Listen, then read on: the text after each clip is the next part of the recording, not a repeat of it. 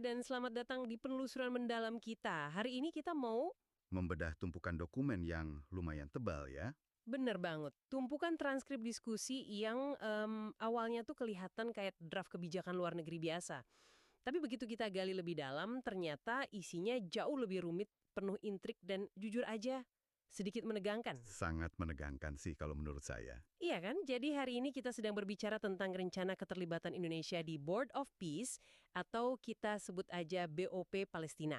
Betul. Tujuan kita di penelusuran mendalam kali ini simple. Kita mau membongkar apa yang sebenarnya terjadi di balik layar dari rencana pengiriman ribuan pasukan kita ke sana. Dan menyaring berbagai sudut pandang yang saling bertabrakan ya. Tepat. Kita cari tahu inti permasalahannya supaya Anda yang mendengarkan ini nggak perlu pusing membaca ratusan halaman laporan. Tapi sebelum kita mulai... Ya. Sebelum kita masuk ke inti pembicaraan, ada satu hal yang perlu kita sepakati dulu bersama Anda. Dokumen-dokumen yang kita bedah hari ini memuat banyak sekali pandangan politik yang sangat tajam dan bisa dibilang emosional. Sensitif banget. Makanya, tugas kami di sini murni sebagai pemandu Anda. Kami tidak memihak sama sekali, baik ke sayap kiri maupun kanan, pro atau kontra terhadap pemerintah. Kami hanya meletakkan semua kartu dan fakta di atas meja secara objektif. Supaya Anda bisa melihat gambaran utuhnya dengan jernih ya. Oke, mari kita urai hal ini. Pertanyaan paling mendasarnya adalah, apakah bergabungnya Indonesia ke dalam Board of Peace ini adalah sebuah manuver diplomatik brilian yang bakal bikin kita bangga di panggung global? Atau justru sebaliknya? Nah, atau ini malah sebuah jebakan geopolitik yang sangat berbahaya. Coba kita mulai dari awal dulu deh. Kenapa sih kita harus ada di sana? Kalau kita membaca catatan dari pihak pemerintah, Misalnya dari kantor staf presiden itu ya. betul, langkah ini sebenarnya diklaim sangat terukur. Rencana pengiriman hingga 8.000 pasukan itu tidak dilakukan besok pagi secara serampangan. Oh, jadi ada tahapannya. Iya, bertahap dan penuh kalkulasi. Logika utamanya adalah mandat konstitusi kita untuk menjaga perdamaian dunia. Ini adalah apa yang dalam bahasa diplomasi disebut sebagai active hedging. Active hedging berarti mencari keseimbangan aktif gitu ya. Kira-kira begitu. Gampangnya gini, bayangkan Indonesia ini kayak anak tengah di sebuah keluarga besar. Oke. Kita nggak mau ikut campur baku hantam antara kakak pertama dan kedua. Tapi kita tetap harus memastikan posisi kita aman, relevan, dan suara kita didengar sebagai kekuatan menengah atau middle power. Masuk akal sih. Dan ada satu lagi nih yang ditekankan pemerintah. Sampai detik ini, belum ada sepeser uang pun yang dikeluarkan untuk institusi BOP ini. Nah, yang sangat menarik di sini adalah ketika kita membalik halamannya dan melihat analisis dari para kritikus dalam sumber kita. Gimana tuh? Logika pemerintah soal active hedging itu emang terdengar sangat elegan di atas kertas. Tapi realitas hegemoni di baliknya memunculkan skeptisisme yang nggak bisa diabaikan. Mari kita bedah struktur internal dari Board of Peace itu sendiri. Oke, strukturnya seperti apa emangnya? Institusi ini sangat didominasi oleh Donald Trump. Sebagai ketua, dia punya otoritas yang bisa dibilang absolut. Absolut gimana maksudnya? Ya, dia yang menentukan siapa negara yang boleh duduk di meja perundingan dan siapa yang bisa ditendang keluar kapan saja. Wah, semena-mena juga ya. Bahkan struktur komando militernya pun sangat terpusat pada arahannya. Dan ada satu detil dari pertemuan perdana BOP yang cukup bikin dahi berkerut nih. Apa tuh? Kepala pemerintahan dari negara-negara lain, kabarnya hanya diberi jatah waktu bicara sekitar... Sebentar, saya baca juga bagian ini, cuma 15 hingga 20 menit.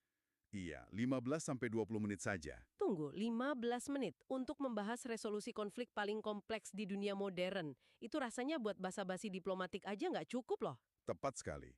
Dan ironisnya, menurut laporan yang kita punya, waktu yang sangat sempit itu justru lebih banyak dihabiskan untuk memuji-muji sang ketua BOP. Astaga, bukan untuk membedah substansi perdamaiannya dong. Bukan.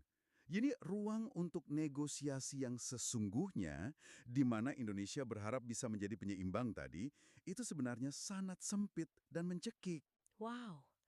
Dan kalau kita bicara soal substansi, ada satu temuan di tumpukan riset kita ini yang bikin saya benar-benar terdiam sih.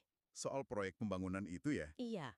Jadi ternyata, proyek yang diklaim sebagai pembangunan Gaza ini pernah dipresentasikan di Forum Ekonomi Dunia di Davos. tempat ngumpulnya para elit bisnis global. Betul, para miliarder. Dan coba tebak siapa yang presentasi? Jared Kushner, menantu Donald Trump. Menarik sekali kan? Dari transkripnya, presentasi itu sama sekali nggak terdengar kayak peta jalan kemerdekaan suatu bangsa. Itu terdengar persis kayak pitching proyek kondominium atau kawasan real estate komersial. Nah, jika kita menghubungkan titik-titiknya, kritik yang muncul menduga kuat bahwa operasi di bawah bendera BOP ini punya agenda ganda. Bukan murni soal kemerdekaan sejati rakyat Palestina. Betul, banyak analis curiga ini cuma kedok untuk proyek perumahan raksasa, lalu kontrol atas rute perdagangan yang sangat strategis di Timur Tengah. Dan pastinya penguasaan akses sumber daya alam ya, oleh raksasa seperti Amerika Serikat dan Israel. Persis. Narasi yang dijual ke publik adalah rekonstruksi dan demilitarisasi.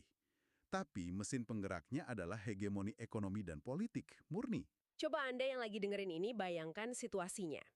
Anda dikirim sebagai perwakilan negara, diundang ke sebuah komite elit yang nama depannya aja pakai kata perdamaian.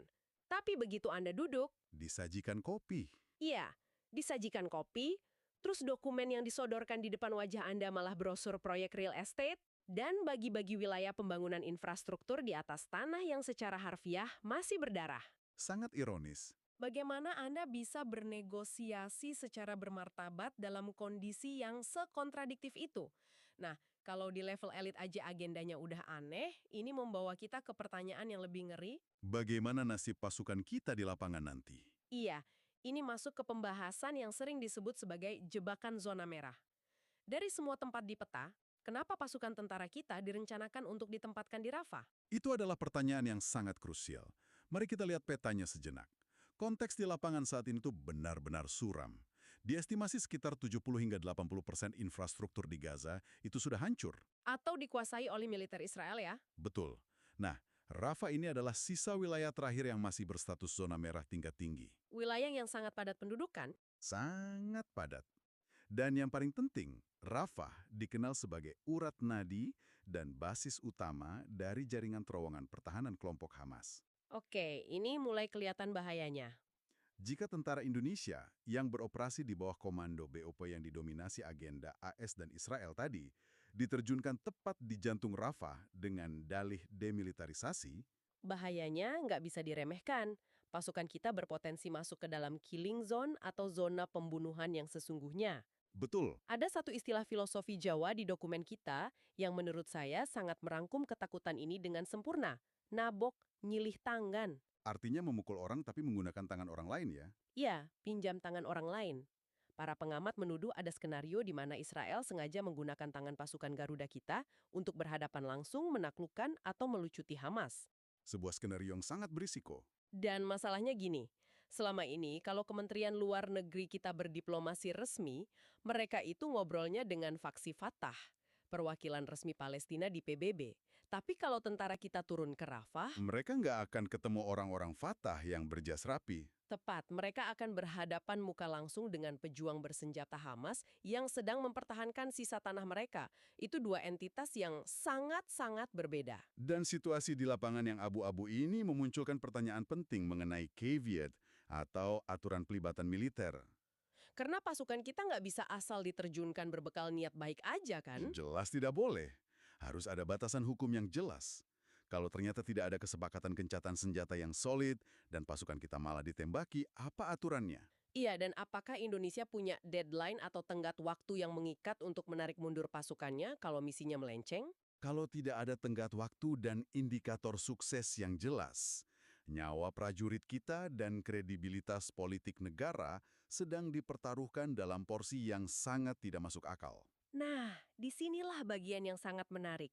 Dengan segala risiko sebesar itu, nyawa ribuan prajurit, geopolitik tingkat tinggi, potensi konflik militer berdarah. Anda mungkin berpikir seluruh rakyat Indonesia lagi ngomongin hal ini siang dan malam kan? Kenyataannya, Ternyata tidak. Data percakapan media sosial yang kita punya tuh benar-benar di luar dugaan. Topik soal keterlibatan Indonesia di BOP ini ternyata cuma mendapat porsi sekitar 11,25% dari total percakapan digital. 11%. Iya, Sangat kecil ya. bayangkan, isu sebesar ini tenggelam total, kalah telak oleh kehebohan netizen yang berburu takjil Ramadan atau berdebat soal kuota mudik gratis. Realita media sosial kita.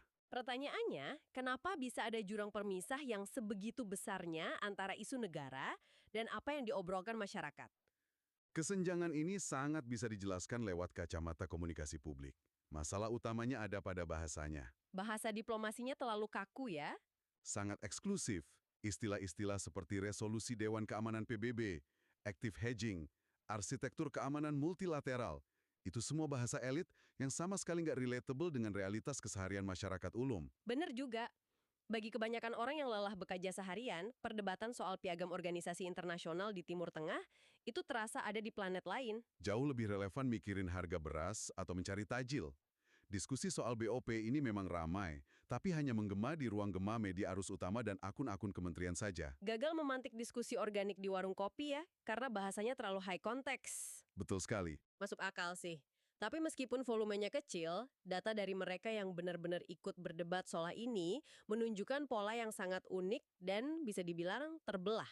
Terbelah bagaimana? Jadi di satu sisi, kalau kita buka Twitter atau sekarang namanya X yang biasanya memang jadi arena debat politik, sekitar 70% sentimennya itu negatif dan sangat skeptis.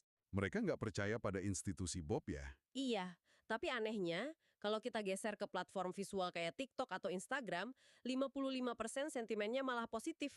Positif. Terkait apanya? Banyak yang bikin konten ngerasa bangga melihat nama Indonesia disebut-sebut di panggung global.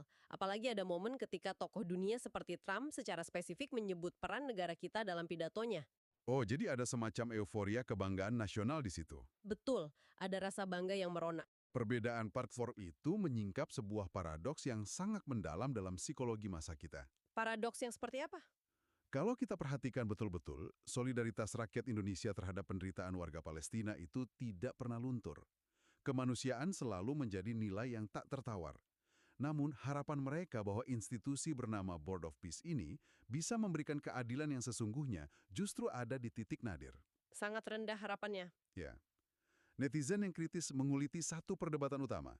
Dari semua pidato megah dan presentasi di Davos tadi, tidak ada satupun yang berani menunjukkan roadmap atau peta jalan konkret menuju kemerdekaan negara Palestina. Jadi paradoksnya adalah kita bangga negara kita diakui keberadaannya oleh dunia, tapi di saat yang bersamaan kita sama sekali nggak percaya pada niat dari institusi yang mengundang kita tersebut. Tepat. Jadi, apa arti dari semua ini? Ini membawa kita ke inti perdebatan paling esensial dari semua tumpukan dokumen ini. Kita sedang melihat benturan keras antara konsep perdamaian ekonomi melawan kemerdekaan sejati. Sebuah dilema besar. Apa sih sebenarnya definisi sukses dari misi BOP ini? Apakah tujuan akhirnya adalah two-state solution, di mana Palestina berdiri kokoh sebagai negara merdeka? Atau kita tanpa sadar sedang diseret untuk melegitimasi sebuah ilusi? Ilusi perdamaian ya. Iya, ilusi perdamaian yang cuma diukur dari seberapa mengkilap aspal jalanan dan seberapa tinggi gedung pencakar langit yang akan dibangun oleh para investor di sana. Kita harus benar-benar berhati-hati dengan apa yang dikemas sebagai Gaza Development atau mega proyek infrastruktur ini. Kenapa begitu? Dalam riset kita, diungkapkan sebuah pola kebijakan historis yang sangat mengkhawatirkan.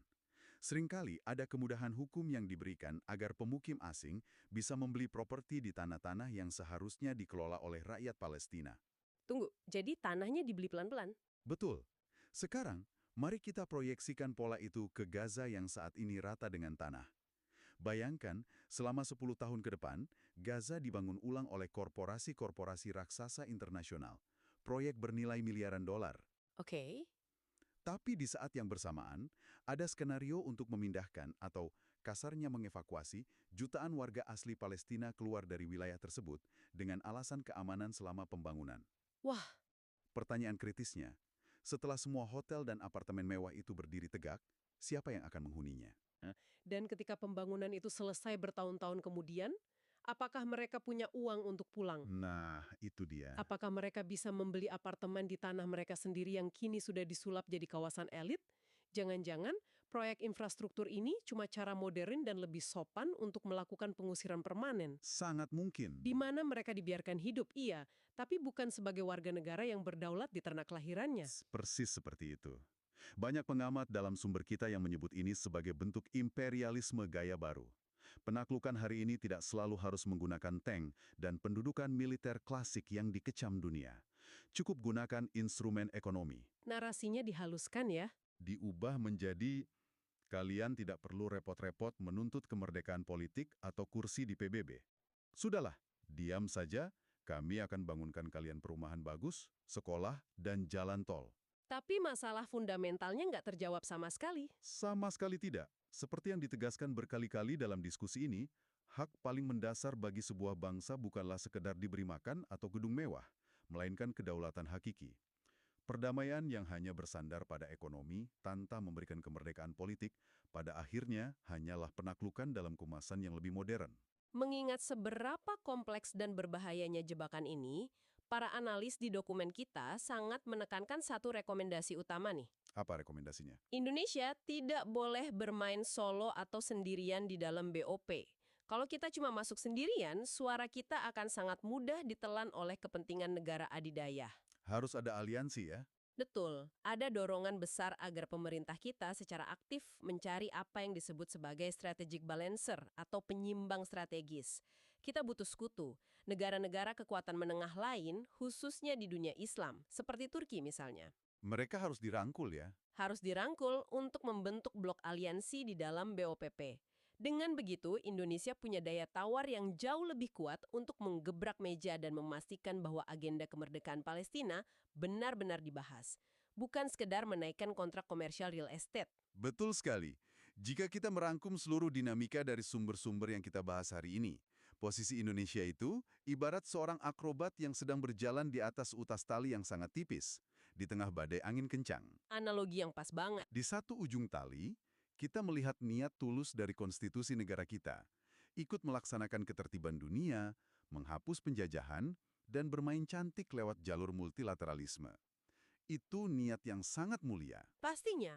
Tapi di bawah tali itu, menganga jurang hegemoni yang siap menelan kita. Risiko terserat skema kekuatan besar, risiko pasukan kita dibenturkan dengan pejuang yang sebenarnya ingin kita bela, dan risiko melegitimasi sebuah institusi yang mungkin sama sekali tidak punya niat memberikan kemerdekaan bagi bangsa Palestina. Sangat mendebarkan ya. Ternyata memposisikan diri sebagai sang juru damai justru bisa membawa kita tepat ke pusaran badai yang sudah didesain oleh pihak lain. Dan sekali lagi, penting untuk kami ingatkan bahwa dinamika yang kita obrolkan ini, semua kritik, kekhawatiran, dan argumen ini adalah cerminan langsung dari data dan sumber yang kita bedah. Kita tetap netral ya di sini. Tentu, ini menunjukkan bahwa dalam dunia kebijakan luar negeri, tidak ada keputusan yang hitam putih. Semuanya adalah kalkulasi risiko tingkat tinggi. Sepakat. Dan sebelum kita menyudahi penelusuran hari ini, kami ingin meninggalkan Anda Anda yang dari tadi menemani kami menyusuri benang kusut ini dengan sebuah pertanyaan. Sebuah pertanyaan tajam yang terus terngiang dari riset ini, tapi jawabannya belum tertulis di dokumen manapun. Silahkan. Coba renungkan hal ini. Jika kesejahteraan ekonomi, gedung-gedung pencakar langit yang mengkilap, dan jalan raya yang modern dipaksakan untuk dibangun di atas sebuah wilayah, namun semua itu harus dibayar dengan mengorbankan kedaulatan, mengusir perlahan penduduk aslinya, dan membungkam hak mereka untuk merdeka secara politik, dapatkah kita, dengan hati nurani yang bersih, sungguh-sungguh menyebut kondisi tersebut sebagai sebuah perdamaian? Ataukah itu sekedar penjajahan yang dibalut dengan kemewahan? Sebuah pertanyaan yang menuntut kita untuk mendefinisikan ulang apa arti keadilan di dunia modern ini. Terima kasih banyak sudah meluangkan waktu Anda untuk bergabung dalam penelusuran mendalam hari ini. Kami tahu ini bukan topik yang ringan, tapi ini sangat esensial untuk kita pahami bersama. Sampai jumpa di kesempatan berikutnya, dan kami harap Anda terus menjaga rasa ingin tahu dan berpikir kritis terhadap semua informasi yang berseliweran di luar sana.